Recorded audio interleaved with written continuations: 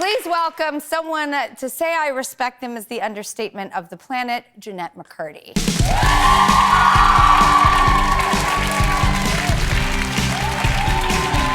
so happy to see you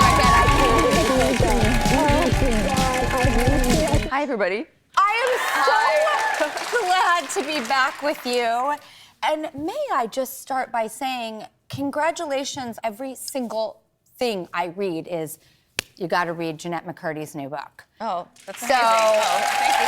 Like raves and excitement. How has it felt on your end? It's been a very exciting time, and honestly, when I last did press, it was for I'm Glad, and I was really nervous to do press, but this time I feel like I'm not anymore. I feel like I can be more You were like the only person I was able to be present with last time, honestly.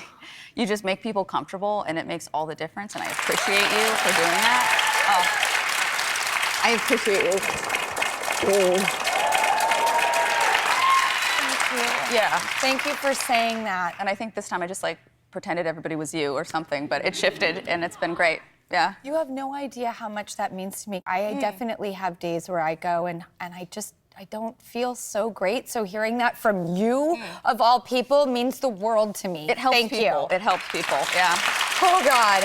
I mean, did you ever want to like go and hide somewhere after putting all that you have put out into the world, especially with your first book? Did you ever have those moments? Well, it's different for me because writing, I feel like I have so much time to craft it and land on exactly what I want it to be, that there's not a word in either book that I've written that is not a word that I intended and wanted to be there. Vulnerability in real time, I think, is much more difficult. I feel like people overuse the word brave.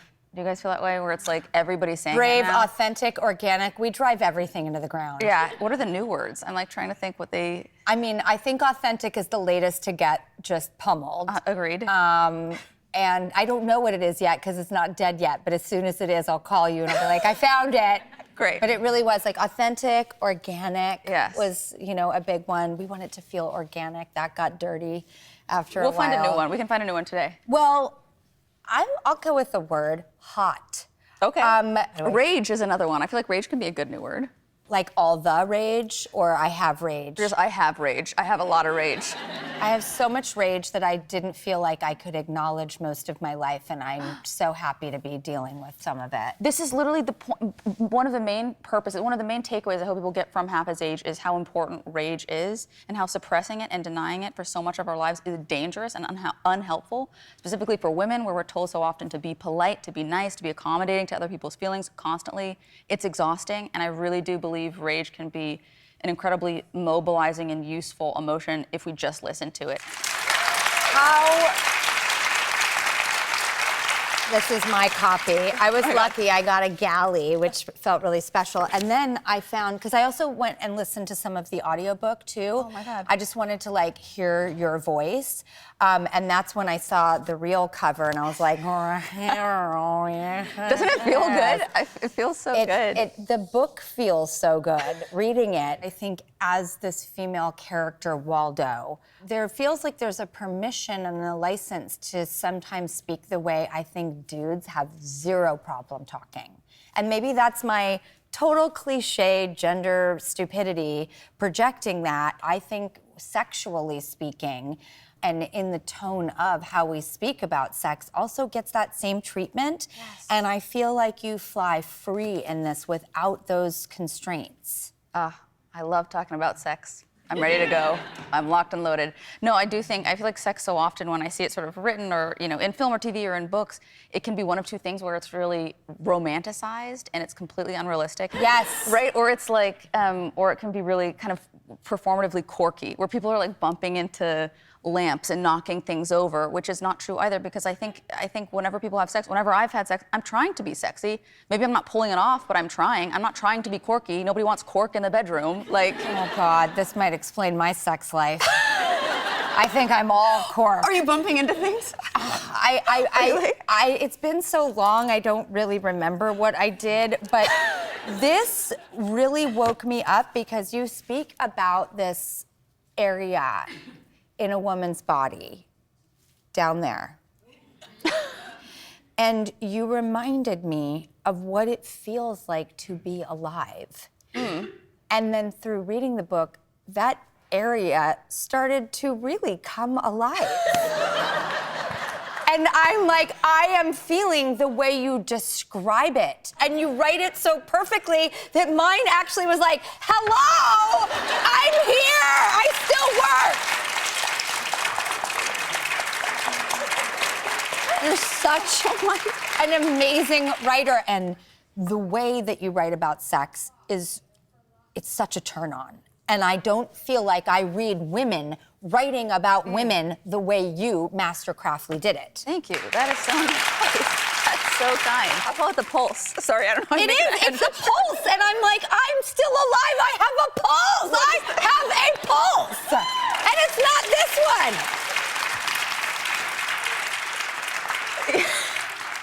You're so funny. You are hilarious. I do know that like so much of the readership is going to be, a bit older, if not significantly older than Waldo. This is a 17-year-old girl. The book's told all through her point of view. And I do think we can lose sight of that feeling. And, sometimes the sex is really ugly in this book. Sometimes it's disgusting. Sometimes it's depressing.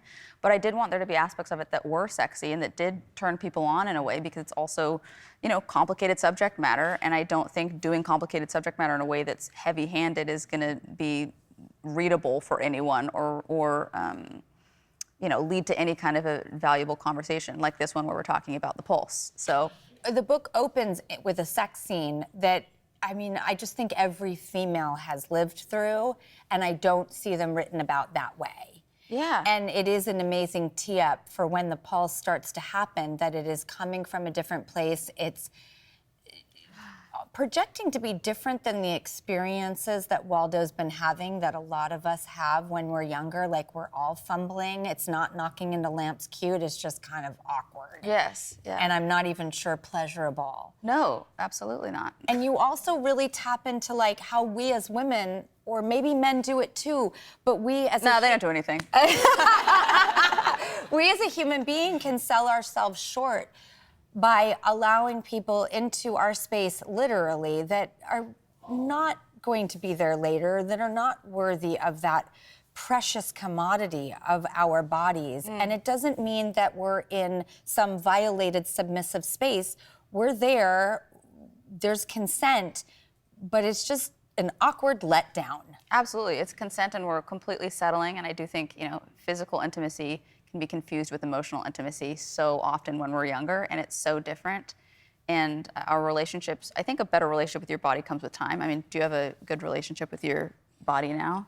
It's bored to death, but yes, I think I'm very in touch with my body. I know I can heal things rather quickly. I can also get deflated and depleted physically very quickly.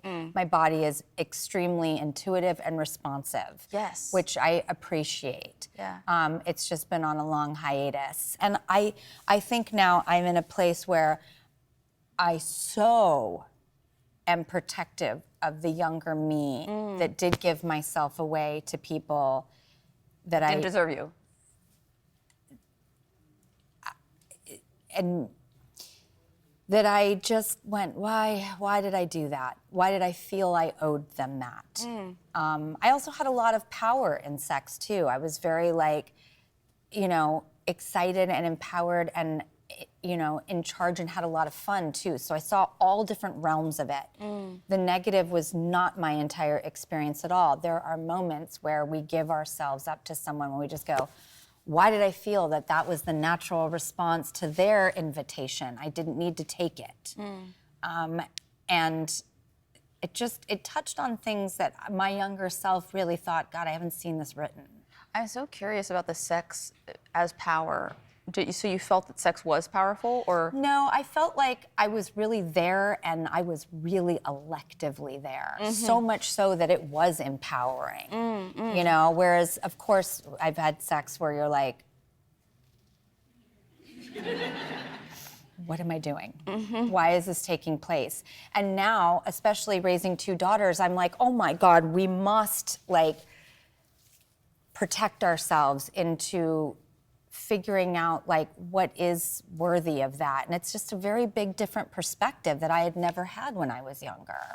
I so feel that. And also when your interior dialogue is so different than you're like, oh yeah, baby. I don't know, whatever you say during sex. That was supposed to be like when you're talking during sex. But in your mind, you're just analyzing, you're analyzing the nightstand and what is he reading, and there are all these judgments happening that. Oh my God, you talk about the movie posters. It's always Quentin Tarantino. They love quoting Quentin. If you quote Quentin, they love you. Yes, that's a real litmus test for males of a certain generation. I feel like men's love language is like quotes and riffing back and forth about movies from the 80s and 90s. 100%. That's exactly when I was doing these escapades. The older man, I've been there too. And so I was interested in how you did have the bravery to write a complex character that someone could immediately judge because he is already with somebody and married. And how did you contend with that as a writer? Yeah, so the book's all told through Waldo's point of view, and as I was writing from her point of view, I felt a lot of my own judgment coming up toward this Mr. Corgi character, who is her creative writing teacher. And when I felt that judgment, I would try to take a step back because I felt so defensive. I wanted to defend Waldo. I think in order to write in a genuine and grounded way, you gotta believe what each character's saying. And so I would try to sit with Mr. Corgi and, okay, what does it feel like to be him? And what does it feel like to be this person who has so many regrets and dead dreams? And I'd try to sympathize with him, as difficult as that is to say, because I wanted him to be believable, because I think there's no sooner way to discredit Waldo as a narrator and find her unreliable than if he's told in a way that's, hyper villainized and really on the nose. I think when we are young, we are not the people we are with decades of experience and wisdom, and how to tap into a younger self who did not maybe know better, right from wrong. I have been that person. The only reason I'm at all chaste or thinking about what a good, decent human being does is because I tried all the other stuff and it didn't work for me, and that's how I got to that wisdom. Some people maybe can get told it. I wasn't one of those people. I had to figure out all the mistakes myself in order to become someone who I respected. And I wish that wasn't the case, but then it would have to erase my whole past, and there's no time machines, and that's not possible. Yes. So how do I take my life experiences and have learned from them and not disparage where I was at a different time in my life? Oh, I'm so glad you say this. This is the other really key takeaway, because I feel like we've all been Waldo. We've all been that girl who's made mistakes and done so many things she regrets. And I feel like we view ourselves in this way where, oh, it's so cringe what we did, or oh, I'm so humiliated, and we focus on the shortcomings. And this is sort of a love letter to anyone who's far out of their adolescence and looks back at themselves with some shame. I hope that Waldo serves as an opportunity to kind of reframe that relationship with our past self and see her with more self-compassion and more understanding, and realize that she got us here. She was bold. She was brave. She was the person who she needed to be at that time, and she did what she needed to do to get us to where we are now. And if you stick with it, where it goes is so sweet and delicious. Yes, if you just pay attention to your intuition, there is nothing more powerful than a woman's intuition. Like, we know what the right path is.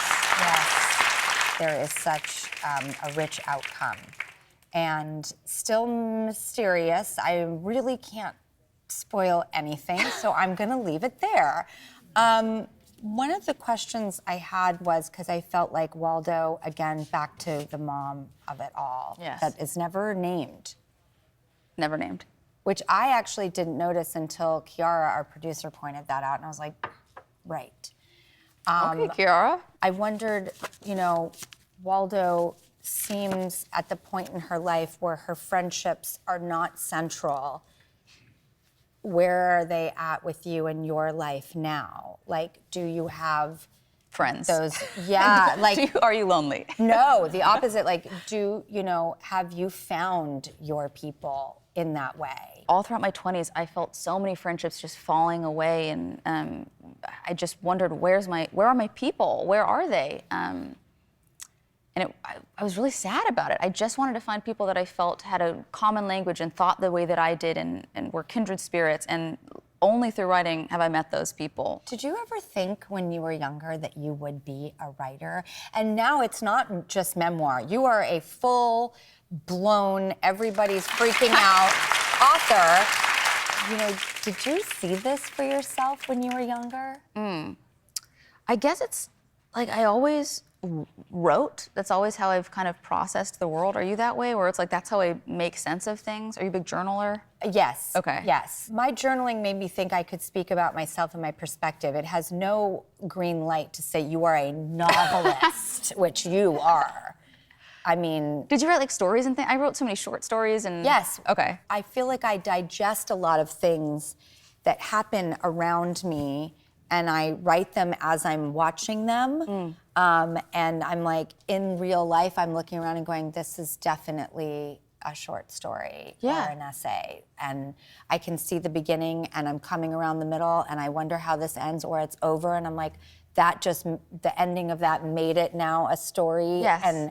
But I mean, being a novelist is just a whole other level. That's different. Well, I mean, I quit acting when I was like 24, and then I just wrote from 24 to 29 without anybody reading anything I wrote. I mean, I would send my work to people and nobody would open the documents, and it just, it was just what I had to do. It was a decision I made that it now feels so bold. Like, I can't believe I did that. I said, okay, I'm not gonna do this career that I've been doing for my whole life. I'm gonna switch to this other thing.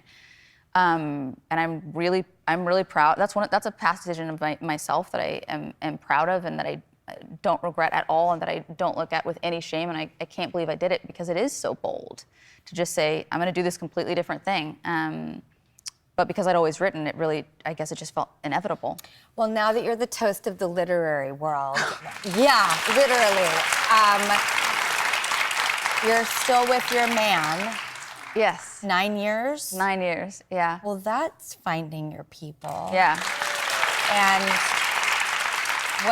may I ask, like, what does he think of these books that you've been putting out into the world? He loves them. He's given me notes on both of them. He's very smart. I love him so much. He's the best person I've met. Did somebody laugh when I said that?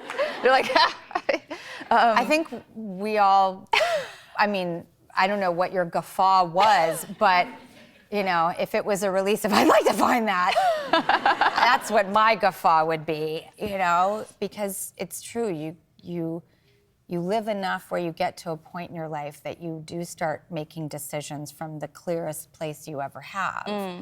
And so if you found someone that you feel is worthy, you've done that work, and like, I trust that choice, and it's so nice to know that you guys collaborate and that you love him and you trust him, because he's the most trustworthy person I've ever met. It's incredible. He reframed, I met him at a time when I really had lost my faith in people. I had lost that ability to trust, and he single-handedly restored that for me, and it's changed my life. Okay. Because we've talked about, and it's truly one of the most important pieces that this show has ever done is our conversation. It's still relevant, it's still watched, and you know, we talked about the deepest stuff there. I would say when I think about relationships and I get triggered, it's because the word trust comes up. Wow, I just got chills. And so that you're saying you can trust him as someone I talk about the gnarliest stuff with, how do you know how to trust? And is there any advice you have for me on what to look for or what to stop saying to myself or how to even find that trust? Yeah, I do. I feel like trust has to be earned, to your point, from both sides. And I do feel like it's something that comes with time. It always shocks me when somebody's like, you know, saying that they've met the love of their life and they've been with them for like a month and a half or something. It's like, how can you possibly know at that point? I do think it takes time. And I think, you know, it's the old cliche, but actions do speak louder than words. So as much as somebody's saying the right things, you really know, back to the woman's intuition, you really know based on what their actions are and how they're treating you and whether they're following through on promises, and hopefully you're doing the same thing.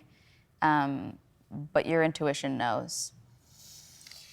I do have that intact. It is in major scrutiny mode. It's very whole and content in here because I've waited my whole life to feel okay in here.